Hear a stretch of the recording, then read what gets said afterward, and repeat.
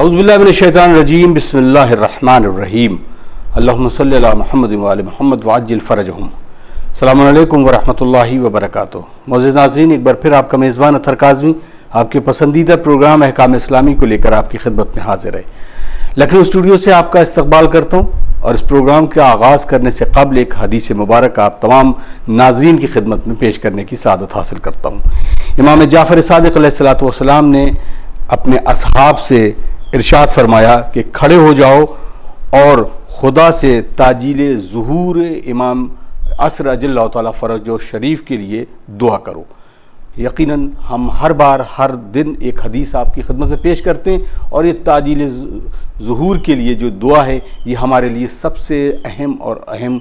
دعا ہے، ہم اس کو ہمیشہ کرتے رہیں۔ ناظرین کرام، ہمارے ساتھ موجود ہیں حجت الاسلام والمسلمین عالی جناب مولانا مصطفیٰ علی خان ادیب الہندی صاحب قبلہ۔ آئیے ان کا استقبال کرتے ہیں، اس پروگرام کا آغاز کرتے ہیں۔ السلام علیکم۔ علیکم السلام ورحمۃ اللہ۔ اگر بہت سارے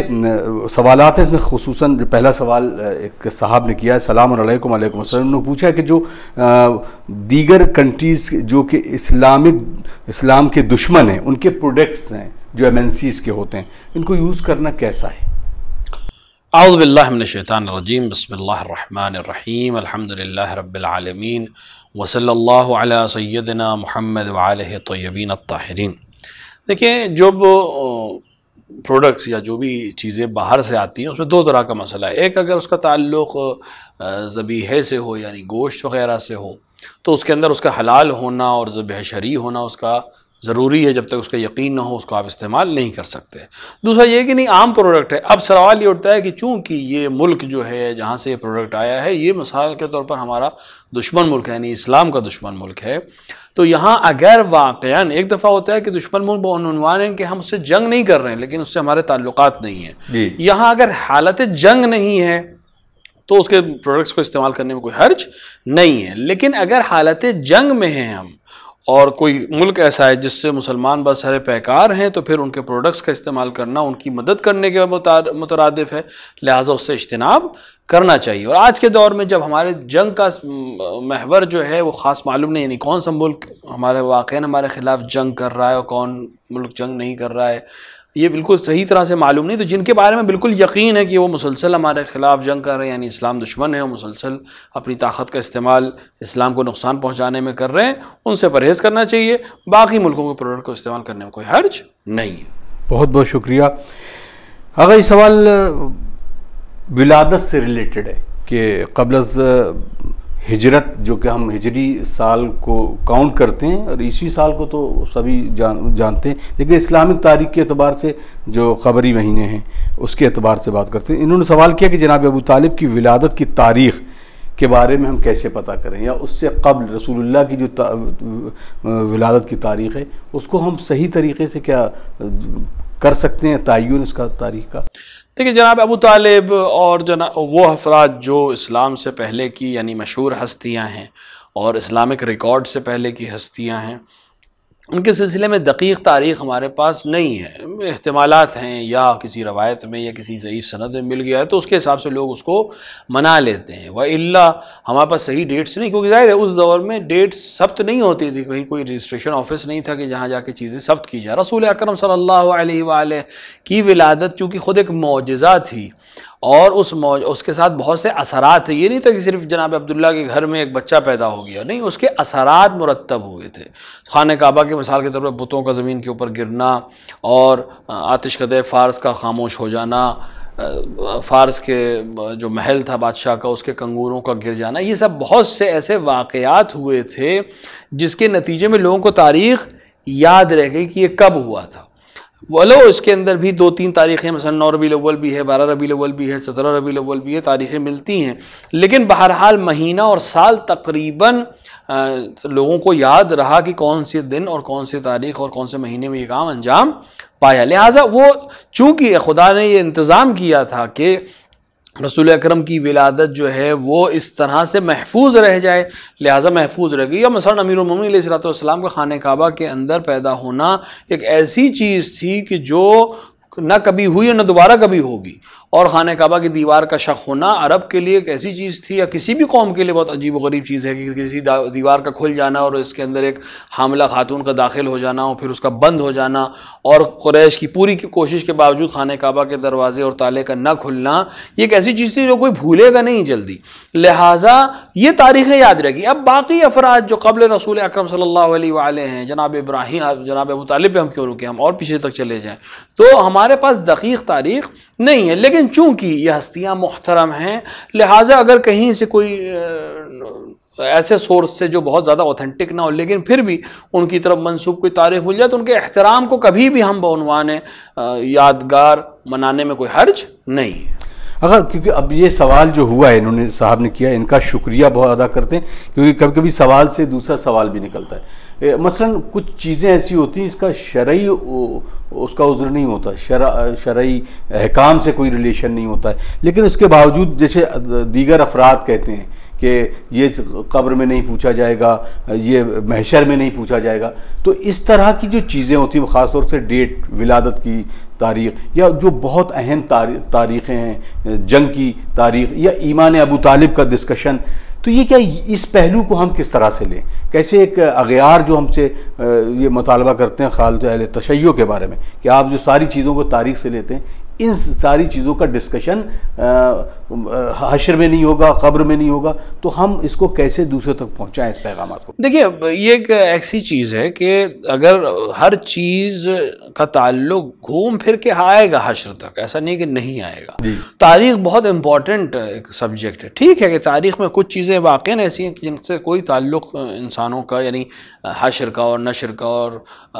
منکر اور نکیر کا نہیں ہے، یعنی نہ قبر میں سوال ہوگا اس کے سلسلے میں، اگر آپ کو نہیں معلوم ہے کہ مثلا بادشاہ کون سا بادشاہ کس ملک میں کب پیدا ہوا تو یہ کوئی بڑی چیز نہیں ہے، لیکن وہ ہستیاں جو اسلام میں اہمیت رکھتی ہیں، دین میں دخل رکھتی ہیں، یا ان کے عمل کے ذریعے سے، یا خصوصاً اسلامی تاریخ کی اگر ہم بات کریں تو چونکہ اسلام کی تاریخ میں ہمیں بہت کچھ ایسا ملے گا جس کا تعلق دین سے ہے۔ مثلا تاریخ صرف نہیں ہے پیغمبر کی جنگ کی تاریخ اگر ہم پڑھنا چاہیں، یا پیغمبر کی ولادت یا شہادت کی تاریخ پڑھنا چاہیں، چونکہ پیغمبر کی پوری زندگی ہمارے لیے نمونہ عمل ہے، لہٰذا ہر چیز کو ہمارے لیے جاننا اس لیے ضروری ہے کہ ممکن ہے کہ اس تاریخ کے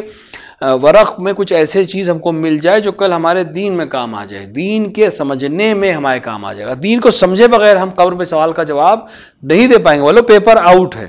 لیکن صحیح سے اگر ہم دین کو نہیں سمجھیں گے تو وہاں کے جواب بھی صحیح سے ادا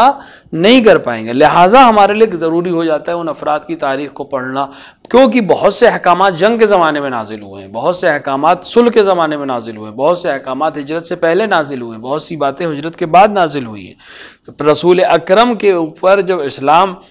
قرآن نازل ہوا ہے، کچھ مکے میں ہے، کچھ مدینے میں ہے، کچھ جنگ میں ہے، کچھ مثال کے طور کے اوپر صلح میں ہے، تو یہ ساری چیزیں اس لیے جاننا ضروری ہے کہ اس کے پھر ہم اس پس منظر کے ساتھ پھر ہم دین کو سمجھیں گے، کیونکہ اگر ہم یہاں پاس علم نہ ہو کہ کون سی آیت کب نازل ہوئی، کہاں نازل ہوئی، تو مفسر قرآن اس بات کو سمجھتے ہیں کہ پھر ہم یہ طے نہیں کر پائیں گے کہ یہ آیت جو ہے یہ خاص ہے، اس موقع کے لیے خاص ہے، یا مثال کے طور کے اوپر اس کی یہ آیت عمومی ہے، اس کا حکم صرف اس وقت کے لیے تھا یا اس کا حکم بعد کے لیے بھی ہے، اور ایک پورا ایک مسئلہ ہے، فقہی مسئلہ بھی اور تاریخی مسئلہ بھی اور اعتقادی مسئلہ بھی ہے، لہٰذا ان چیزوں کو جاننا ضروری ہوتا ہے۔ دوسرا تاریخ پڑھنے کا فائدہ یہ ہوتا ہے، یا احکامات کو جاننے کا، یا جس طرح کہ آپ نے سوال کیا کہ مثلا جناب ابو طالب کے ایمان اور دیگر چیزوں کا، تو ان کو جاننے کے نتیجے میں انسان بہت سے دیگر جو عقائد کے مسائل ہیں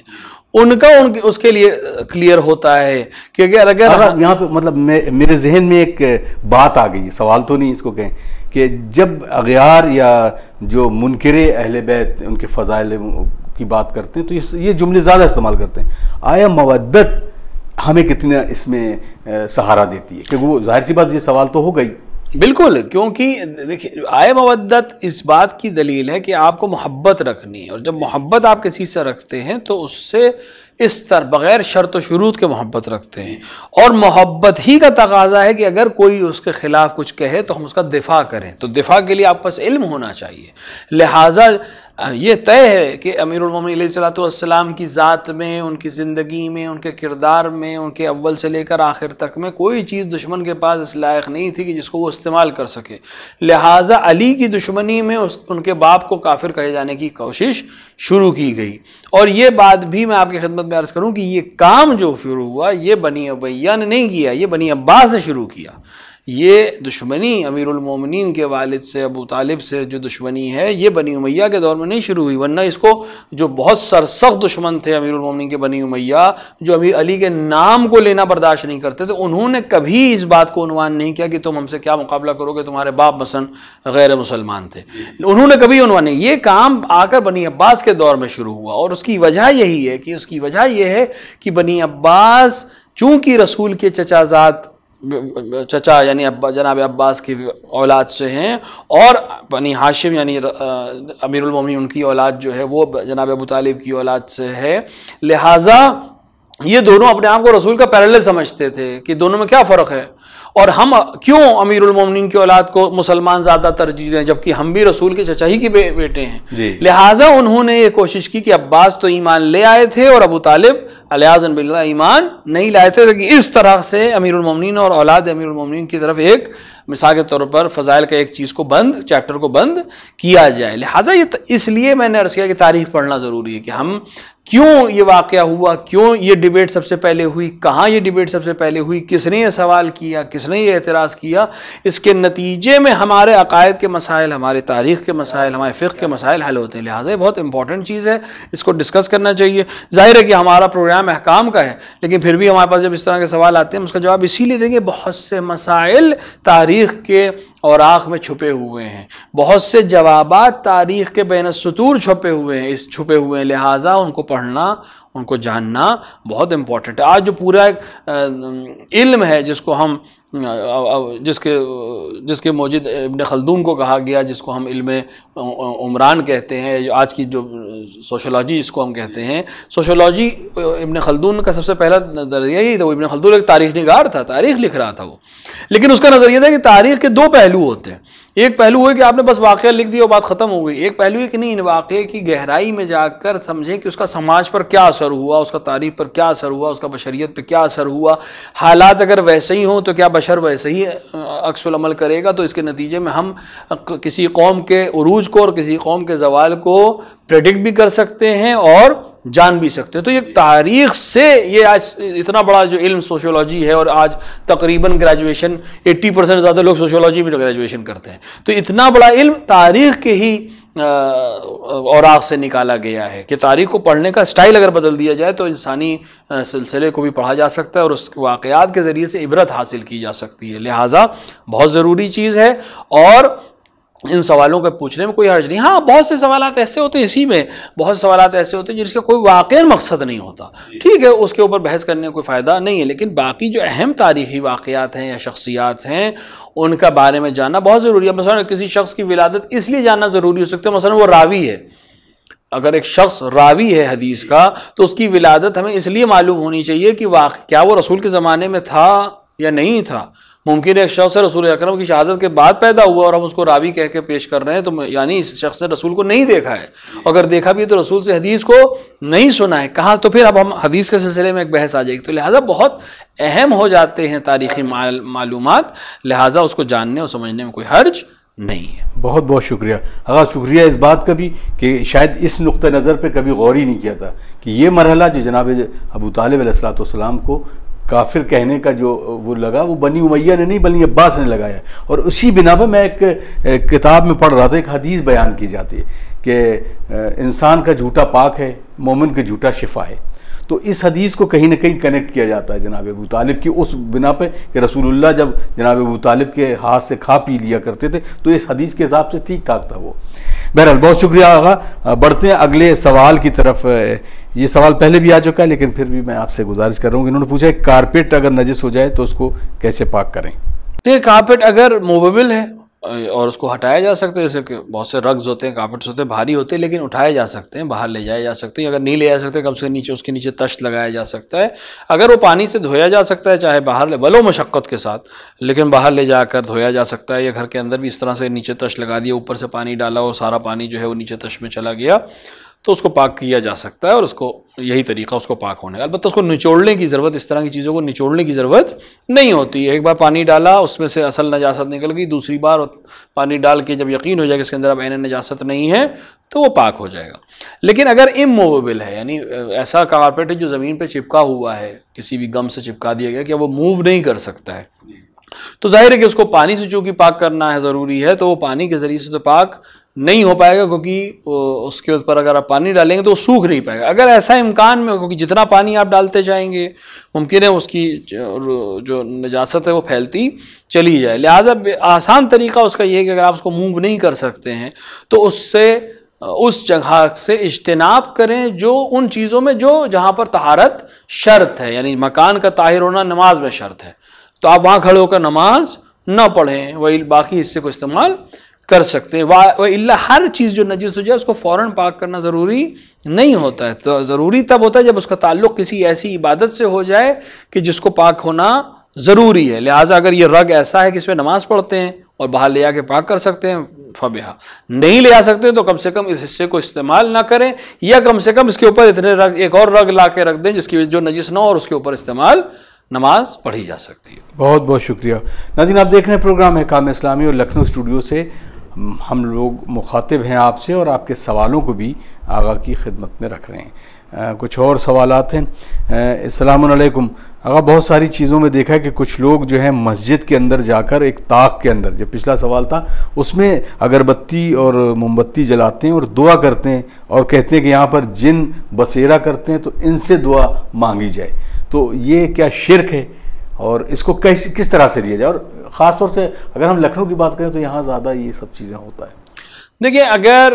کوئی شخص کسی مسجد میں یا کسی بھی جگہ، صرف مسجد نہیں، مسجد کے نام سے یا کسی بھی جگہ اگر جا کر کسی غیر خدا کو خطاب کرتا ہے اور اس سے دعا کرتا ہے، یہ اصلاً جائز نہیں ہے، چاہے وہ جن ہو چاہے وہ انس ہو. ائمہ علیہ السلام سے بھی ہم ڈائریکٹ دعا نہیں کرتے، ہم ان کو وسیلہ بناتے ہیں بارگاہ الہی میں کہ وہ ہماری دعا کو قبول فرمائیں، کیونکہ خداوند عالم نے حکم دیا ہے ان کو وسیلہ بنانے کا. لیکن غیر از ائمہ علیہ السلام کسی سے ڈائریکٹ دعا کرنا، مثلا جن سے دعا کرنا، نہیں، اس کی کوئی اجازت نہیں ہے. اور کہ مساجد میں اجنہ نہیں رہتے، مسجد خدا کا گھر ہے جہاں بندے جا کر عبادت کرتے. تو کسی طاق کو جا کے بھرنا یا اس کے اندر شمع جلانا یا اس کے اندر اگربتی یا لوبان جلانا اور اس کے بعد کسی جن سے مدد طلب کرنا، یہ شرعاً جائز نہیں ہے. بہت امکان ہے کہ شرک کی طرف انسان بڑھ رہا ہو، لہٰذا اس کو اس چیزوں سے محفوظ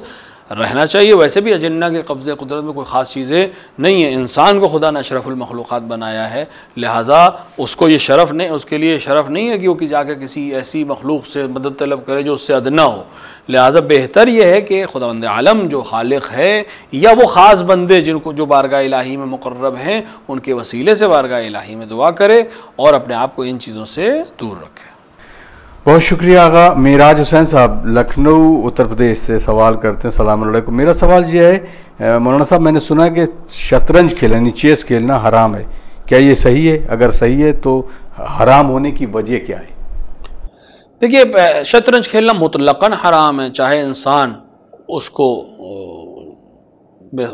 جیت اور ہار کے عنوان سے کھیل رہا ہو یا جوئے کے عنوان سے کھیل رہا ہو، کسی بھی عنوان کے بغیر، حتیٰ صرف کھیل کے لیے کھیل رہا ہو، انٹرٹینمنٹ کے لیے کھیل رہا ہو، تب بھی حرام ہے. اولاً کہ اسی چیز کے حرام ہونے کی دلیل یہ ہوتی ہے اگر خداوند عالم کسی چیز کو حرام کر دے یا قرآن یا حدیث کسی چیز کو منع کر دے تو اس کا حکم ہی ہمارے لیے کافی ہے اس کی حرمت کے لیے. دوماً چونکہ آلات قمار کو، یعنی وہ چیزیں جو جوئے میں استعمال ہوتی تھیں یا عنوان تھا آلات قمار کا، جیسے کارڈز ہیں، جیسے چیس ہے، جیسے بورڈ ہے، اس طرح کی چیزیں،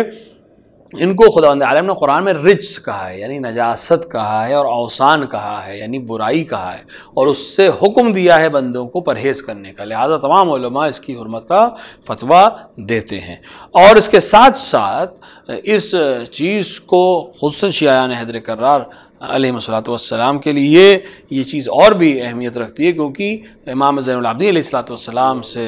کا قول مبارک ہے کہ جب بھی میں کسی جگہ پر شطرنج دیکھتا ہوں تو مجھے دربار یزید ابن معاویہ یاد آتا ہے کہ جہاں میرے بابا کا سر رکھا ہوا تھا اور وہ پلید وہاں پر شطرنج کھیل رہا تھا۔ لہٰذا اگر کوئی انسان چاہتا ہے کہ امام زین العابدین علیہ الصلوۃ والسلام کو دل آزاری کرے تو یہ کام انجام دے، اور اگر چاہتا ہے کہ امام، یعنی اگر ہمارے پاس کوئی اور فقہی دلیل نہ بھی ہوتی تو ایک امام کو رنجیدہ کرنے والی چیز سے ہمیں پرہیز کرنا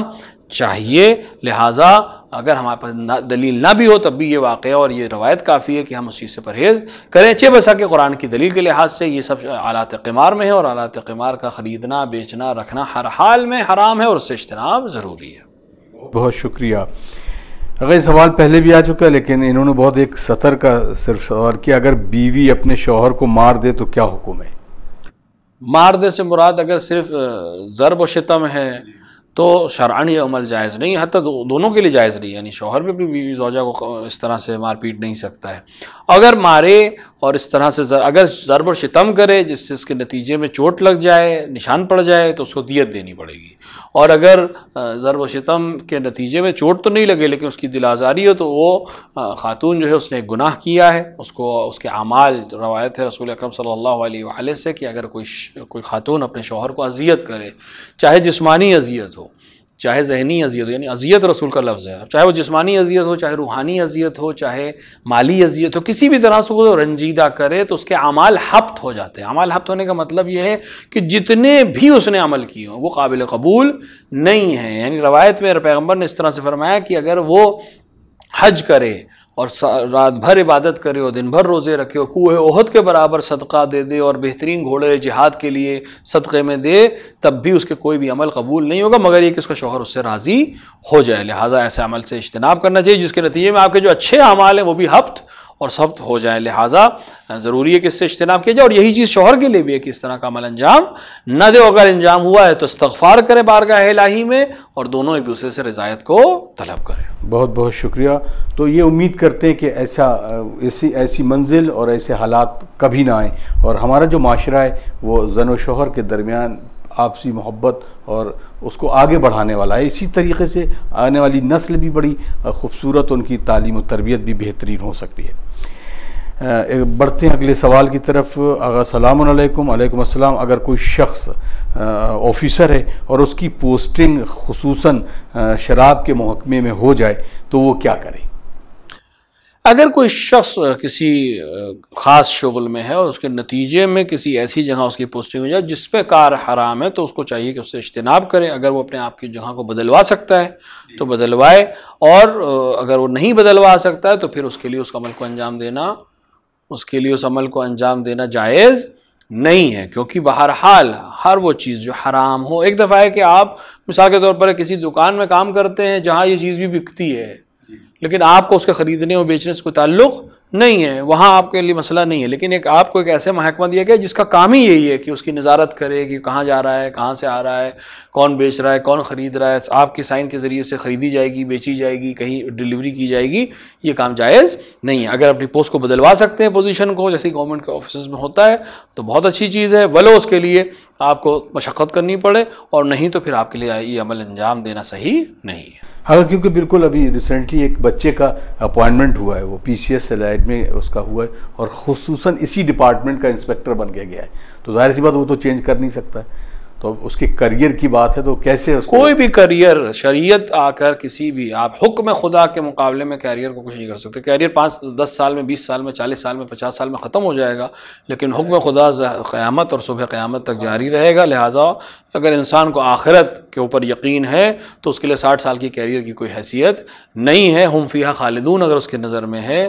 ہمیشہ ہمیشہ جہاں رہنا ہے وہ چیز زیادہ مد نظر رہنی چاہیے۔ اور وہ لوگ جو دین پر استوار رہتے ہیں، یقین جانے اگر وہ دین پہ استوار رہتے ہیں اور جا کر اپنی بات کو صحیح سے پیش کریں تو وہ لوگ جو دین کو نہیں بھی مانتے ہیں وہ آپ کی بات کو سنیں گے اور آپ کی اس دیانتداری کو قبول کریں گے کہ آپ چونکہ ایک مسلمان ہیں لہٰذا آپ یہ عمل انجام نہیں دے سکتے، لہٰذا یقیناً وہ آپ کی بات بھی سنیں گے اور آپ کا کیریئر بھی محفوظ رہے گا۔ لیکن اگر آپ خدا سے کے خلافت کریں اور لوگوں کو راضی کرنے کے لیے اپنے کیریئر کے اوپر دھیان دیں تو یقین جانیے یہ کیریئر آپ کو کہیں نہیں پہنچا پائے گا۔ بہت بہت شکریہ۔ تو بہت سارے